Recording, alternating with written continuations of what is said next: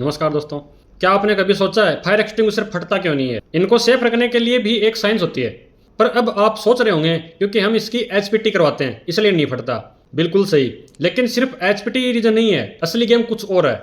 सोचो अगर fire extinguisher को धूप में रख दिया जाए या किसी ऐसी जगह पर जहां प्रेशर बढ़ने का रिस्क हो, या सिलेंडर पुराना हो, रस्टेड हो, या लोकल या डुप्लीकेट एक्सटिंग्विशर हो, तो सिलेंडर के अंदर प्रेशर इतना बढ़ सकता है कि वो फट भी सकता है। तो फिर ये फटते क्यों नहीं है? क्योंकि इसको बचाने के लिए सिलेंडर के अंदर एक स्पेशल सिस्टम लगा होता है और उस सिस्टम का नाम है सेफ्टी वाल्व। क्या आपने पहले कभी इसका नाम सुना है? अगर नहीं तो चलिए आज इसके बारे में डिटेल से जानते हैं कि ये छोटा सा पार्ट कैसे एक बड़े ब्लास्ट को रोक सकता है। जब भी सिलेंडर के अंदर प्रेशर लिमिट से ज्यादा बढ़ने लगता है तो ये ऑटोमेटिकली ओपन या बर्स्ट हो जाता है।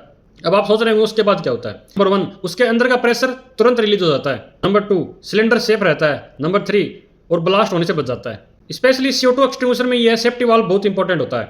अगर सिलेंडर हीट हो जाए या फायर के पास रह गया तो अंदर का प्रेशर बढ़ जाता है या बढ़ने लगता है, और उसी टाइम यह वाल्व पहले ही प्रेशर रिलीज कर देता है। इसके अंदर एक प्लेट लगी होती है। वो प्लेट इस तरीके से बनाई जाती है, जब भी लिमिट से ज्यादा प्रेशर चला जाए तो उस प्लेट के अंदर अपने आप छेद हो जाता है और प्रेशर वहीं से निकल जाता है और एक्सप्लोजन होने से पहले ही सिस्टम सेफ हो जाता है। यहाँ एक और कंफ्यूजन क्लियर कर लो। अब आप सोच रहे होंगे कि जब भी आप हैंडल प्रेस करते हैं तो उसका प्रेशर बाहर आता है, पर उस ऑपरेटिंग वाल्व बोलते हैं, और जब प्रेशर ज्यादा हो जाता है तो सेफ्टी वाल्व अपने आप काम करता है। बट दोनों सेफ्टी के लिए इंपॉर्टेंट है।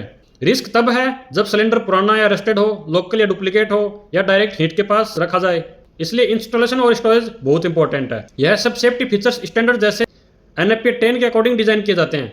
आपके साइट पर जो एक्सटिंग्विशर हैं उनको टाइम टू टाइम चेक करो। अगर वीडियो अच्छी लगी तो लाइक एंड शेयर जरूर करें। जय हिंद।